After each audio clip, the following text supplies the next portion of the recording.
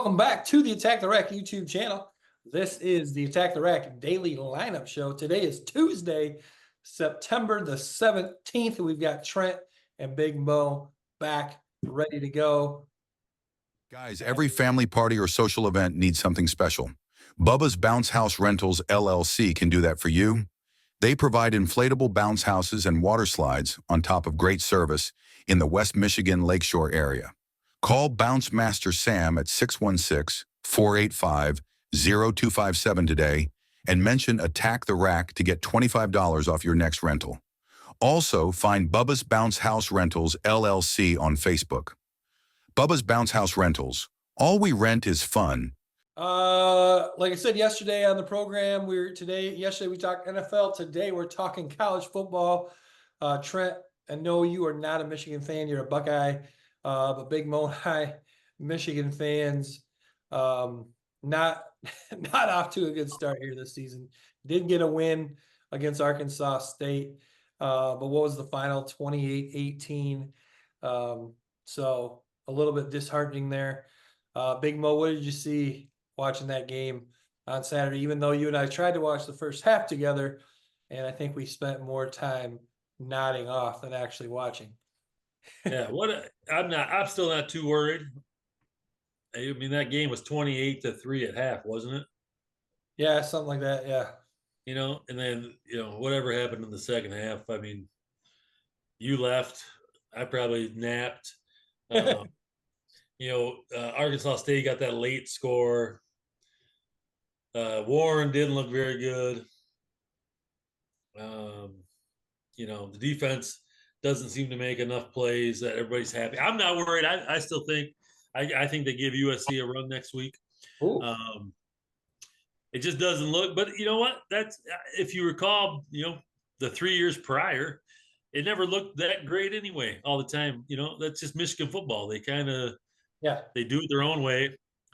They haven't bought into like the high-powered offense. They're going to run. They're going to play action. And right now they don't have a quarterback. They got to figure that out. I wish they would have played Orji a little bit more Saturday just to see. But again, I'm not panicked. I bet they give USC a run. I bet they figure things out. You're talking all new coaching staff. There's just so many new things to it. It just takes a little bit of time. So even though it looks ugly, nobody's happy with it. That's to me, it's Michigan football. We'll take the win. You take away some of those turnovers against Texas, it doesn't look quite as outlandish. And let's not forget, Michigan did beat Texas in the second half of that game. Well, see, so I just think, again, I'm not worried yet. Maybe another bad showing against USC or something that's not very competitive. Then we all get everybody gets a little bit anxious about it. But right now, I still feel okay. And we still do wake up every single day, national champions, baby. That's right. Breaking news, though, this afternoon, Alex Orji has been announced as the starter for this week against USC. Trent, again, we know you're not a Michigan fan. There's probably other games on at noon on Saturday that maybe sparked your interest a little bit more, but did you tune into the Michigan game at all? And if so, any takeaways for us? I did not watch a ton of college football this weekend because I was at the Live tournament. That's right, you were. In Chicago. Yep. But I was trying to keep up with scores as much as I could with the service I had. Yeah. I don't know. It's interesting that they're replacing a quarterback who can't throw with another quarterback who can't throw. We don't know that, Kurt. We do not, or Trent, we don't know if he can't throw yet. Yes, you do. Let him air it out, baby. He's got a gun. Every time he gets in the game, it's a handoff or a run. Well, that's on the coaches. That's not on him. He might have a gun. He's been saving it. He's like 2 for 4 on the year. At 50%. So if they can get a guy in there that can sling it, I don't know. Maybe it'd make a difference. I don't know how much of a difference it'll make. But we'll see. I like the change. I like the weapon. But again, if he was that close to making the call, he should have played more on Saturday against Arkansas State. No doubt about it. Yeah, and Davis Warren 11 for 14 on Saturday, 3 interceptions. Alex Orji 2 for 4, did have a touchdown. My thing is you had all spring, you had all summer. You went with Davis Warren. As Michigan fans, should we really be like, oh, great, we got a new quarterback 3 games in, things are going to change? I mean, you would think there's a reason that after all of spring and all of summer, that Sherrone Moore decided that Davis Warren was the quarterback. Sometimes coaches are wrong. Uh, God knows Very. it. Hey, you made a bad choice. Let's go another direction. No big deal. Boom, it's over with. Let's go, Michigan. You guys are so optimistic when it comes to Michigan football. One thing I did like is Mullings and Edwards did combine for 32 carries. Kalen Mullings had 153 yards on 15 carries. Donovan Edwards, 82 yards on 17 carries. He averaged just a hair under 5 yards a carry. Mullings averaged 10 yards a carry. He had 2 touchdowns. Donovan Edwards had 1 touchdown. I think we all agree that if Michigan is going to have some success this year, it starts with the running game. But again, the problem is, all the defense is going to have to do is stack the box and force us to throw, and then yikes. Well, again, I still like to see both running backs on the field at the same time. Yep. That even if that forces the one-on-one coverage, at least you can just lay it out there and see if a receiver can go get it. So get your best players on the field. That gives you a better chance right then and there. Orji's probably the best athlete on the field, possibly. So, again, I think putting your best athletes, players on the field is going to help. Even if he makes 1 or 2 big plays, those are 1 or 2 big plays we have not made in the first 2 games. Yep. Yeah, and so last week, obviously, we got destroyed by Texas. Texas, another big win. They are looking good. But Quinn Ewers goes down and out. In steps Arch Manning, and they don't miss a beat. Yeah. See how fast he is? Yeah. What do you have? A 50-yard touchdown run? Yeah, he's fast for a Manning. Oh, shoot. I forgot if it was Peyton or who's the other one? Eli. Yeah, I think it was Peyton. I saw an interview talked about how proud he was that Archie stayed at Texas. Yeah. Thought he did the right thing, even though he wasn't happy with the decision. He was going to stay there. That was the right place for him. He was just going to continue to work. And lo and behold, what happens? You face a little adversity and you stick it out and you fight and you battle. And how good he looked amazing on Saturday. 9 out of 12, 223 yards, 4 touchdown passes, and then ran for 53 yards on 3 rushes. Granted, they were all pretty much on the 1 touchdown run, so 5 total touchdowns. But Quinn Ewers, I mean, he is so good. He was 14 out of 16 for 185 yards, 2 touchdowns. He did have a pick before he went out. My question is, I don't know how long he's going to be out, probably a few games, if not longer, right? Well, it said it's just not as bad as they thought. A okay. type injury. Okay. So could he be back this week? It might be just a game or 2. Okay. But what if Archie continues to play continues to play like he did on Saturday? Granted, it was against UTSA. But could we have a little bit of a controversy, or is it? Do you think? I mean, I honestly think no matter how good Arch plays, it's still Quinn Ewers' team for the rest of the season. Yeah, he's a Heisman guy, so yeah, I think it's his team to finish out his career. Unwritten rule, right? Yeah, I mean, you got injured. You never lose your starting job over an injury. So yeah, unless you're Drew Bledsoe. Yeah, yeah. True that. That's only if Tom Brady's behind you. Anyway, I mean, Texas, wow, they look phenomenal. Yeah, they're good. They definitely are the heavy favorite, I would say, right now, for the national championship. Especially after Georgia. Wow, they only beat Kentucky 13-12 just squeaked by Kentucky. And then Ohio State, we still really don't know. They didn't play this week. I mean, certainly those are the three top contenders, I would say: Texas, Georgia, and Ohio State. Ohio State has only played 2 games against MAC schools. And Another bad one coming up this week too. who they got? Marshall. Okay. But again, we know they're good. We know Texas is good. We know Georgia's good. Texas, Georgia in a month. Ooh, Ooh. really? Yep. Is that on October 19 when there's like 8 awesome games? Yep. It is October 19th. Yeah.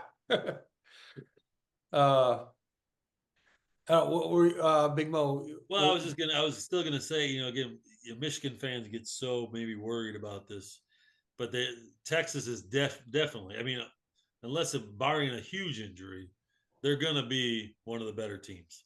Yeah. And again, if you take away, I think even if you just took away Loveland's turnover against them, Oh, you're not feeling as bad. Now they took it to us, no doubt.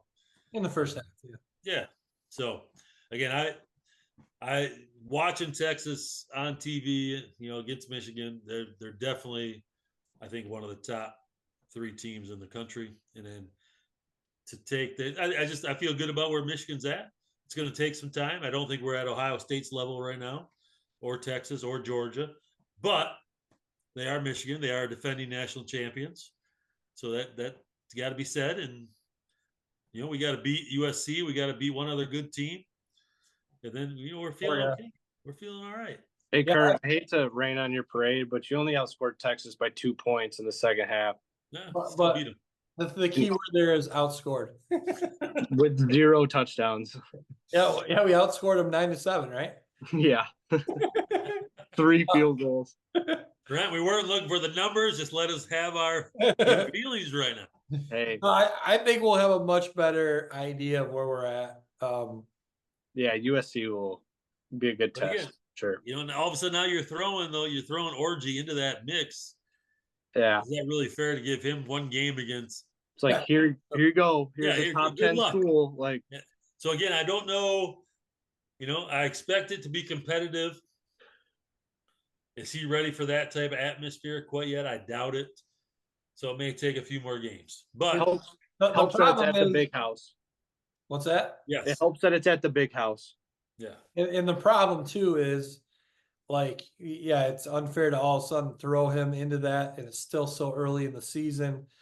But if they don't win that game, I think it's safe to say we have no shot against Ohio State. Then that makes the Oregon game an absolute must win, and we're not going to make the playoffs probably. True. Here's the thing, though. I think, after the first week, I thought USC was really good.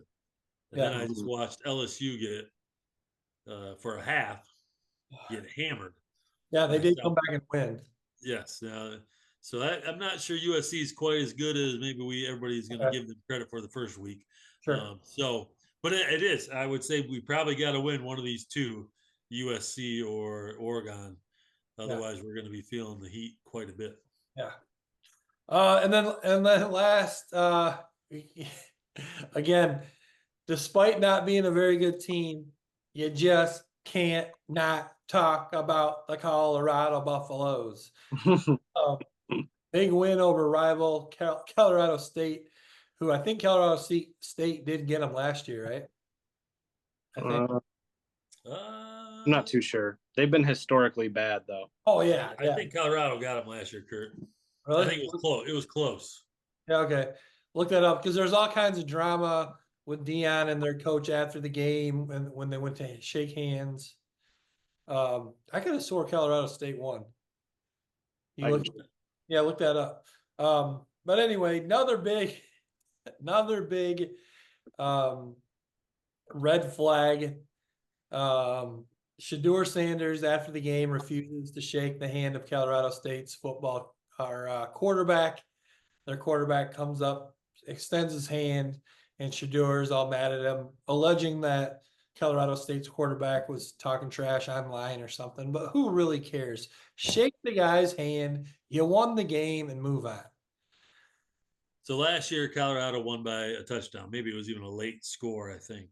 Colorado won. Oh, Colorado. double overtime. Yeah, that's right. Yeah. 43-35. Yep. You know, I don't. I'm not gonna. I don't have a huge problem with Shedeur. Um, with that quarterback talking pure smack about him, like directly at him about his Instagram stuff, and probably dissing Dion a little bit. I would see as a son, I could, again, I don't know why you wouldn't shake his hand instead of like pointing it out and like pointing at him and doing all that garbage. I think it would have been easy if he just would have shook his hand. Obviously, it allows a lot of people like us to be like, what a, come on, just shake his hand. I don't have as much a problem with that. I do have a problem with a little bit of like, I used to love Dion as a player. Yeah. Because he was kind of out there. He was, a little bit showboat, a little bit. He wasn't afraid to say what was on his mind. But did you listen to any of his press conference? The press conference? No, I saw a little bit of him talking to the team in the locker room, but not the press. What do you say? To me, it's just like the stuff he says his team would never do is the stuff his team is doing. Like what? There was something about just about the he was talking obviously again who does the Colorado State quarterback does the too small thing to Travis Hunter on like a 1 yard run. Okay. It might have been like a first down or something. And he was getting all into that. But then like at some point in the game, I think both the two Colorado players got 2 15-yard personal fouls. Yeah. Like, again, Shedeur, I can live with that. You're talking smack right to me. You're talking smack about my family. I don't need to acknowledge you. I wouldn't have even acknowledged it and just kind of let it live, or just been the bigger man and shook his hand. Dion getting out there and like it's like total like two different worlds. Like his players are always doing stuff that now I will say I don't know if they completely disrespect the other team, but they do enough showboating and enough of this other things that you're like, yeah. Like you got to be willing to take some of it if you're going to dish it out. True. For sure. Yeah, Colorado does kind of act like they've won 5 championships in a row. They do. Yeah. And they haven't won jack. They get the media attention like they have to have as well. I know. And then like their practice jerseys have like their Instagram handles on them and like that kind of stuff. So like they're really good at that social media outlet stuff. But when it comes to football and winning a bunch of games, not quite there yet. Well, Trent, let me ask you this. Back to the Shedeur thing. In Big Mo, yeah, I can see where you're coming from. We're coming at it from a fan's perspective. But Trent, let me ask you this. If you're an NFL general manager and you're looking at, who do we want to draft next year? And you've already seen Shedeur, trash his offensive line. Now you see him kind of act like not the bigger man in the situation here with Colorado State's quarterback. Does that make you question whether or not he's someone you want on your roster and in your locker room? Yeah. Coming from that perspective.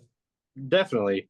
Because I feel like I would think that way as like a GM or whatever. You'd want like good character guys, especially a quarterback, to lead your team. You don't want some dude who's not really a leader, but talks about like he's a leader. I don't think he's a great leader. I would pick Hunter before anybody on that team. I probably wouldn't draft Shedeur at all. Yeah. I would just find the next best. Like he is skilled, he is athletic, but I just think the extra stuff is too much, and that doesn't carry over to the NFL very well. I don't think. Yeah. All the showboating and I don't know. It's just too much. And when you haven't won anything either, and you act like that, it just kind of I feel like it makes it a little bit worse. So I would pass on him. Big Mo, if you take off your fan hat, put on your GM hat, does your perspective change a little bit? Oh man, I would gotta think. Here's the thing. Caleb Williams was the #1 pick. All the tools in the bag. Team couldn't win. Yeah. Yet still, and then if you looked at some of the stuff he did late in the season, it was just kind of like cringeworthy. I don't know what you would call it, but sitting out the bowl game. But yeah, but I like that. Just the way some of the things he did after games and how he handled those things. And I don't think that affected anything, obviously, where he got drafted by the Bears. Yeah. So I think in Shedeur's case, it'll probably be the same. Like he has all this talent. You know, if you give him an offensive line, is he like more of a is he a Heisman type candidate?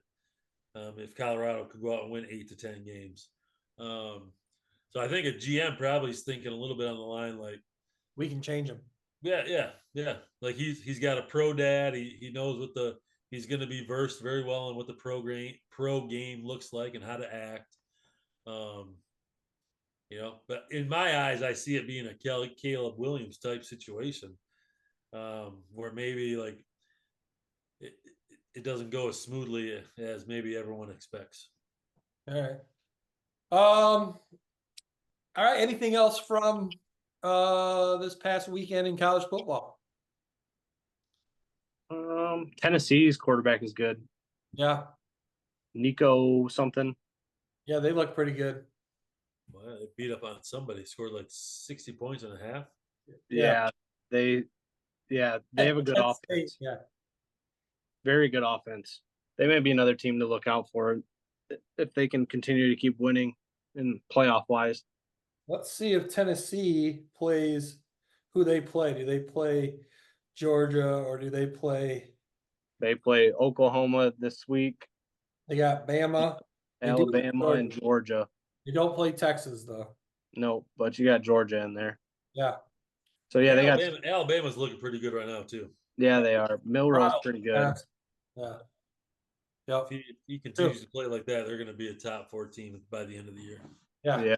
Not that they aren't already, but I keep forgetting about Alabama too. Yeah. I know now that Saban's gone, it just feels different watching Alabama. Yeah. He seems to be fitting in pretty well with that game day. He's loosening up a little bit. Yeah. At first, it was hilarious just because you have McAfee and then you got Saban next to him and just looking at him like, what is wrong with this dude? Did you see? I think we were watching Kurt when Saban took a bite of a T-bone or the tomahawk steak off of McAfee's hand. Just fed it to him. Yeah, that's good to see though. Who is this guy? Yeah, but he's getting out of like the football coaching mode a little bit, and he's kind of loosening up. So it's fun to see that after they stop coaching. And well, you got to be you got to be so rigid. I think when you're a coach, like you got to watch out with what you say, how you say it, who you hang with, and so I think this does show at least. You know, as a coach, it's nice to see him just kind of be himself and like almost kind of start to let down his guard a little bit. Even though I still think he's so close with probably so many coaches, he probably is never going to like badmouth anybody. No, right, But even just to lighten up on the non-football stuff is interesting and makes it fun to watch. Agreed. I think we're seeing the same thing with Bill Belichick too. True. He does some analysis stuff and interviews. He seems like a little bit more, less dull than he was. But I think in a lot of those press conferences, he was just kind of trolling the media. No doubt. That segment Belichick had with Manning while he was drawing up that play is great. Yeah. Like you could just tell that it was probably similar to like Tom and him, like in the war room, creating plays and stuff like that. And you could just tell Belichick was like, like this is awesome, so it's pretty cool. All right. Anything else, guys? I don't think so. We will see you tomorrow.